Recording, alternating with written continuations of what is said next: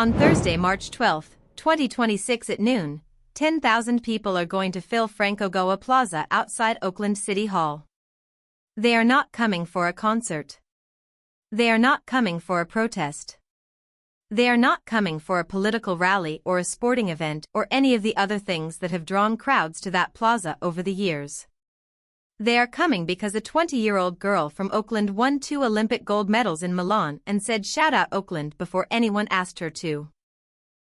And her city wants to say it back. The event is free. Registration opened this morning and filled faster than the organizers expected. Doors open at 9 in the morning for a noon program. The city is encouraging everyone to take public transportation because downtown Oakland is going to be packed in a way it has not been packed in a long time. And here is the detail that has the internet talking more than any of the logistics. The city offered Alysa Liu a parade. A full parade.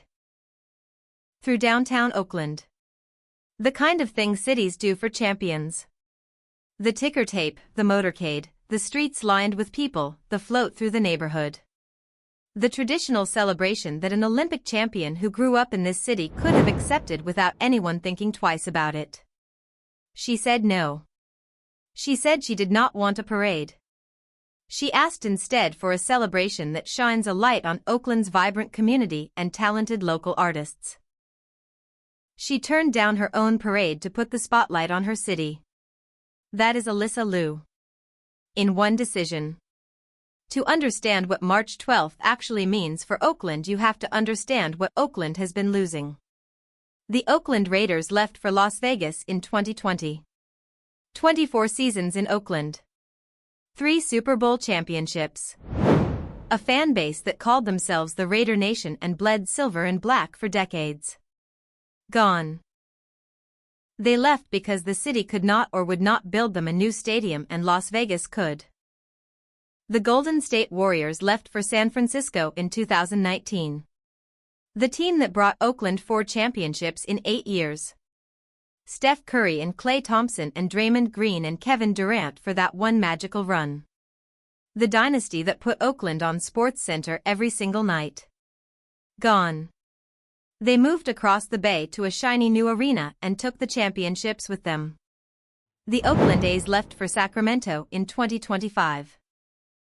157 years of baseball history in the city of Oakland, the last professional team still playing in the city, finally done. The Coliseum that had hosted all 3 franchises sat empty. 3 franchises. 6 years. One after another. The people who watched the Raiders win Super Bowls and the Warriors win championships and the A's make improbable playoff runs watched them all leave. And the murals stayed. The Klay Thompson mural on 43rd and Telegraph stayed long after Klay left for Dallas. A monument to a moment that had already moved on.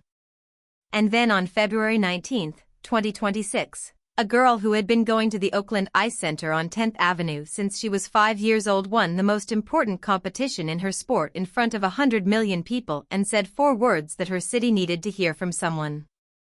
Shout out Oakland. Not representing Oakland. Not proud of Oakland. Shout out. Like she was on a microphone at a local show. Like she was talking to her people directly. Like Milan was just a venue and Oakland was home and she wanted everyone who lived there to know that she had carried the city inside her for every jump of every program she had ever skated. The celebration on March 12 is happening at Frank Ogawa Plaza for a reason that goes beyond convenience. Frank Ogawa Plaza is the civic heart of Oakland. It sits directly in front of Oakland City Hall on 14th Street in downtown. It is named after Frank Ogawa, a Japanese-American city councilman who spent time in an internment camp during World War II and came back to Oakland. And served his community for decades. The plaza that bears his name has hosted protests and celebrations and vigils and community events that define what Oakland actually is beyond the sports franchises and the headlines. It is 1 block from the BART station. 2 miles from the Oakland Ice Center where Alysa learned to skate. 2 blocks from the Oakland School for the Arts, which is involved in planning the event and whose students will likely be among the local artists Alysa specifically asked to be featured. The parade she turned down would have moved through the streets. The rally she asked for is rooted in one specific place. The heart of the city. Staying still and letting the city come to it rather than moving through it. That is a different kind of celebration. A more Oakland kind of celebration. The kind where the champion is not elevated above the crowd on a float but standing in the middle of it. Mayor Barbara Lee said Alysa Liu is Oakland, her drive, her brilliance, her joy. She said watching her claim gold for our city and our country filled every Oaklander with pride. And then she said something that goes beyond the standard mayoral celebration language that politicians use at moments like this. She said, "This rally is a celebration not just of an extraordinary champion but of everything our community represents. Grit, excellence, and the belief that Oakland always punches above its weight. Oakland always punches above its weight." That phrase means something specific in a city that has been systematically told it is not enough. Not wealthy enough for a new stadium. Not glamorous enough for a tech company headquarters. Not safe enough for the national narrative that has spent decades using Oakland as shorthand for everything urban America is supposed to be afraid of. And in the middle of all of that, on the ice rink on 10th Avenue, a little girl whose father fled communist China with nothing and worked in a restaurant to pay for law school. And tracked jump speeds with a radar gun, was becoming the best figure skater in the world. Oakland always punches above its weight. Alysa Liu is the proof. The mural at 43rd and Telegraph is already drawing people from across the Bay Area. The Illuminaries Collective painted the 15-foot mural last weekend inspired by graphic designer D-Funk's viral post comparing Alysa's gold medalist's face to Mac Dre's iconic expression from the hi-fi era.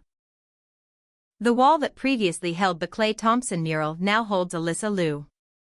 Green and gold accents. Platinum hair. Gold medal in hand. Shout out Oakland in bold letters. People have been stopping their cars on Telegraph Avenue to get out and take photos. A woman from Michigan named Majingo Mpungwe walked past it on Saturday and said out loud to nobody in particular, "This is insane." That mural is 2 miles from Frank Ogawa Plaza. Between now and March 12th it is going to be in the background of 10,000 Instagram posts. The visual symbol of what the city has decided this moment means. Not just an athletic achievement. A cultural reclamation. A city putting one of its own on a wall and saying this person came from here and she carried us with her and we are not letting anyone forget it. And on March 12th, the person on the wall is going to be standing in front of 10,000 people in the plaza 2 miles away. Saying whatever she wants to say to her city. With no coach telling her what the program should be. No federation determining the costume. No sponsor scripting the moment. Just Alysa Liu. At Oakland City Hall. Talking to her people. There is a detail about the event that nobody is covering enough. At Alysa's request she chose not to have a parade. Instead she asked for a celebration that shines a light on Oakland's vibrant community and talented local artists. Local artists. That phrase is doing a lot of work in that sentence. Oakland has one of the most vibrant and historically significant arts communities. In California. The hi-fi music movement. The mural tradition that produced the Illuminaries and dozens of other collectives. The Oakland School for the Arts that has produced more working professional artists per capita than almost any school in the country. The literary tradition. The theater community. The street artists whose work covers the walls of Temescal and Fruitvale and West Oakland in ways that have made the city one of the most visually rich urban environments in America. Alysa Liu could have used March 12th entirely for herself. She could have had a parade with her name on every float and her face on every banner and her story told from every microphone. She would have earned every second of it. She chose instead to ask for a stage that the local artists of Oakland could stand on.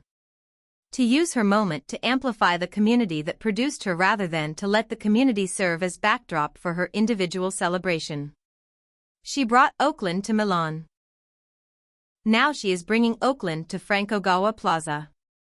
And she is putting the people she came from in the center of the moment rather than herself. She leaves for Prague on March 21st. 9 days after the rally. She will defend her world title at the ISU World Figure Skating Championships from March 24th to 29th. She will skate her short program on March 25th. Her free skate on March 27th. The same MacArthur Park program she designed herself from the first note to the last. The same asymmetrical gold dress. The same one voice in her head saying I got this. And then she comes back. To Oakland. To the rink on 10th Avenue. To the siblings she cannot imagine living away from. To the late-night dinners and the people she picks over sessions and the tiramisu restaurant in Alameda where she told the owners it was the best tiramisu she had ever had. This is the rhythm of her life right now. Frank Ogawa Plaza on March 12th. Prague on March 27th. Oakland on the other side of both. She said it before she ever got on the plane to Milan. She said it standing in the kiss and cry with 2 gold medals and the whole world watching. She said it at the airport coming home and she said it at dinner the same night and she said it to every reporter who stuck a microphone in her face. She brought Oakland to Milan. 10,000 people are gathering on March 12th to finish the sentence. Oakland brought Alysa Liu home. Here is the thing about Oakland that the national coverage of this story has missed in the way national coverage always misses things about Oakland. The city has been told for years that it is losing. The teams left. The tech money went to San Francisco. The narrative about Oakland has been a narrative of decline and departure and the question of whether anything good can survive there long enough to matter. And on 10th Avenue, while all of that was happening, a 5-year-old girl was learning to skate because her father liked Michelle Kwan. She went to the rink every single day for 11 years. She became the youngest national champion in American history. She went to the Olympics at 16. She broke. She came home. She found herself. She came back. She won everything. She did not leave Oakland to do any of that. She did not move to a training facility in Colorado and stay. She came back. She trains at the same rink she learned at. She lives with her family. She eats at restaurants in Alameda. She rides Lunar New Year parade floats through her neighborhood. Oakland always punches above its weight. The Raiders could not stay. The Warriors could not stay. The A's could not stay. The girl who grew up on the ice rink on 10th Avenue stayed. She went to Milan and won and came home and said shout out Oakland before anyone asked her to. On March 12th Frank Ogawa Plaza is going to hold 10,000 people who came out to say it back. Welcome home, champion. Oakland never stopped being yours.